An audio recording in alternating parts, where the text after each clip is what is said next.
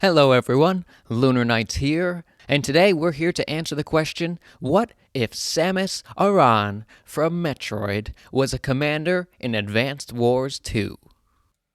For those of you who aren't familiar with her, Samus is an intergalactic mercenary that serves as the main, playable protagonist throughout the Metroid franchise.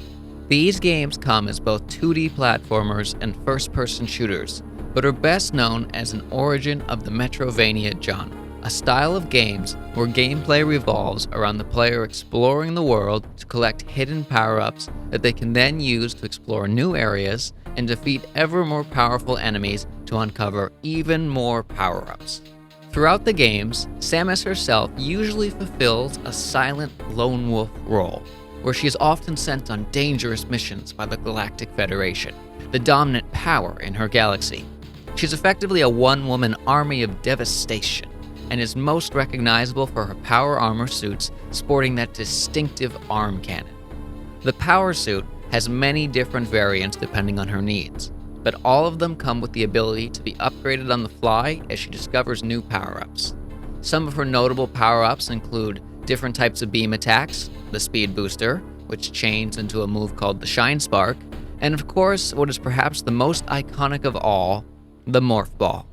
The Morph Ball allows Samus to somehow curl up into a small ball through means which no one really understands to access tiny, previously unreachable spaces, as well as boost her evasion against enemies. In the games, we never really see Samus direct a true combat force, though we do see her leading others at times. Today, though, we're going to answer the question of what her gameplay and abilities might be if she was forced to stay off the battlefield for once and lead from afar in an Advance Wars-style turn-based game. In crafting how Samus would operate as a commander, I've highlighted some of the key features of her games that I think help define Samus. This takes into account her high mobility, since Samus relies on evasion rather than pure tankiness, her vulnerable state at the start of each game, and the fact that as the game progresses, Samus gradually becomes more powerful until in the endgame she's effectively Nintendo's version of the Doomslayer. With these 3 points in mind, let's get started. Samus's description is pretty straightforward to tell players who she is. Her hits are the Galactic Federation since they pay her bills, the ancient Chozo bird people that made her suit, and dramatic explosions. Why this last one? Well, timed escapes are iconic for the Metroid series, and Samus has caused so much destruction, there's pretty much a subgenre of memes just for it. So, yeah, that's kind of her thing.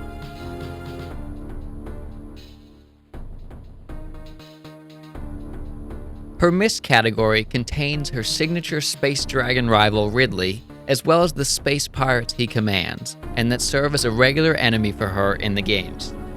On the battlefield, Samus's units start with decreased firepower at the start of the match, but will gradually build up power until the later stages they will be reminiscent of her endgame power spike. I'm picturing like a 10% firepower decrease at the start, similar to Colin, but without his price discount. It will make her early game tough, but this is a reference to how she always starts her actual games in a weakened and vulnerable state.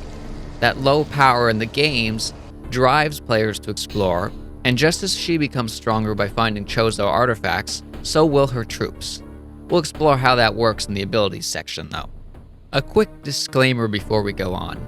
I'm going to split the abilities part of this video into 2 sections. In the first, we'll look at what her abilities could be in a fashion that might be manageable within the game's current engine.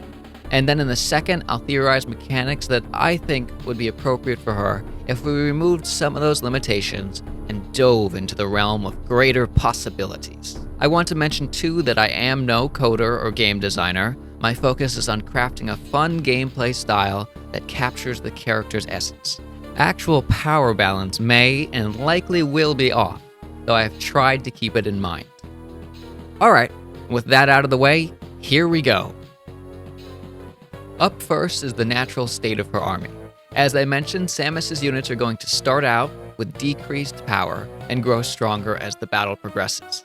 In the base game, I don't think there's any way to code that where it can happen naturally through gameplay by finding artifacts or anything, so it's going to be reliant on the co-powers. Moving on to the co-powers, the first one, her basic co-power, is called Morph Ball, in reference to her ability, the Morph Ball. With it, all units are going to gain +1 mobility and a small defense boost. The mobility comes from how the Morph Ball allows her to reach new places, and the defense boost is supposed to be her evasion in the games, since the Morph Ball doesn't actually boost defense, but it does make her harder to hit. And unlike Fire Emblem, we don't have any evasion stat that we can use in Advance Wars.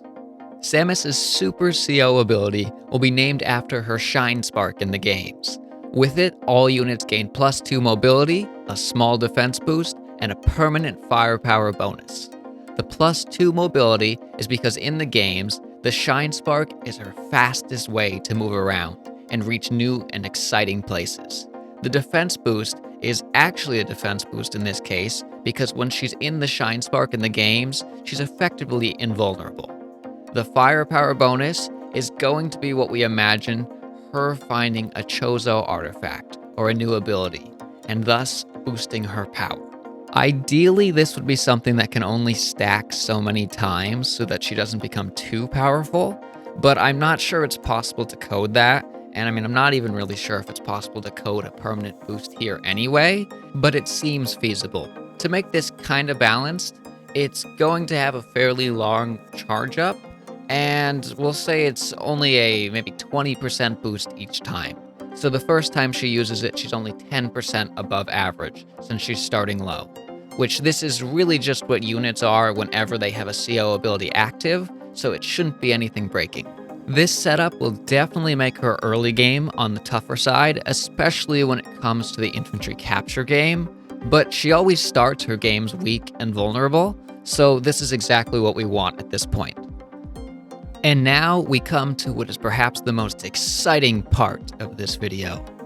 We're going to take the game engine restrictions off, and we're going to try and create a build that really fits her character and the style of gameplay for her franchise. Just like before, we'll start with her passive abilities first. Samus's units are going to start out with decreased firepower and grow stronger as they obtain Chozo artifacts, except this time, we actually are going to have artifacts to obtain.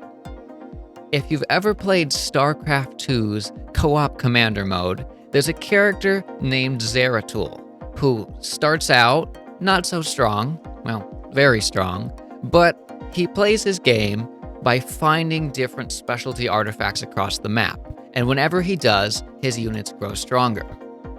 We're going to transfer that idea to Advance Wars by putting artifacts within cities, and as Samus's units capture cities, they find artifacts that then boosts their firepower permanently. Since we've taken the game limitations off, we're also going to say they can only stack 3 times so that it's actually more balanced and it will fit better within the game, but we're going to have those firepower boosts be a bit stronger. Each artifact will give perhaps a 20% bonus, but unlike in her first setup, her units in this version will start with a 20% firepower decrease. In turn, the first artifact will just put her up to normal power. The second will put her above average and equal to Sturm, a suit-wearing character that feels like he could come out of her universe potentially. And with all of the artifacts, she will be about 140% power, which is huge, but there's a catch to that. While there will always be 3 artifacts on the map, their placement will be partially random, and Samus has no way to see where they are ahead of time under normal circumstances. I say partially random because they will instead have zones they spawn at, rather than being completely randomized across the map. Imagine it like this. The first artifact will always be somewhere in Samus's starting section of the map, with the idea that she should be able to locate it relatively quickly to negate her big weakness in a reasonable amount of time, but not so soon that players must choose between either delaying her forward advance to hunt the artifact or to push on in a weakened state. This raises the stakes for the player at the start, just like Samus in her own games. The second artifact will spawn somewhere toward the middle of the map, which will likely be the primarily contested battleground against the enemy commander, in turn making it harder to explore and capture that second power-up, even if it is a priority for her. Since the final artifact puts her at such a high power level, it will be located somewhere in the enemy's starting zone. Here, its overpowered nature won't have any bearing on the majority of the battle, and if Samus is capturing it, it means she's either pretty much won the battle already, and this is just a way to reduce the tedium of the endgame, or she's trying some aggressive gambling tactics that pulled off with a bold capture. I like when commanders have a style that encourages players to really mix up their strategies from what we would normally do, and I think the artifact system could do that while simultaneously capturing the exploratory spirit of the Metroid games. Her CO abilities will have the same names. Her basic power will be called the Morph Ball and have the exact same abilities as the first, and her second one will still be called Shine Spark. However, instead of giving a permanent power boost this time, it's going to reveal a Chozo artifact on the map. Much like how in StarCraft 2, Zeratil's one ability reveals the general area of one of the artifacts. How I could picture this happening in Advanced Wars is maybe it highlights one of the cities a different color for the duration of that turn, and so then it's on the player to memorize where that city is and try to push for it. Because this version doesn't give you an automatic power increase like the first variant did, it's going to have a smaller charge-up time, though still reasonable since +2 movement, a defense boost, and revealing the artifact is still a big deal. And there we have it for what if Samus Aran was a CO in the Advanced Wars games. I hope you've enjoyed this video, and if you did, remember to like and subscribe. And if you want to see more like this, leave a comment down below mentioning which character you would like to see next.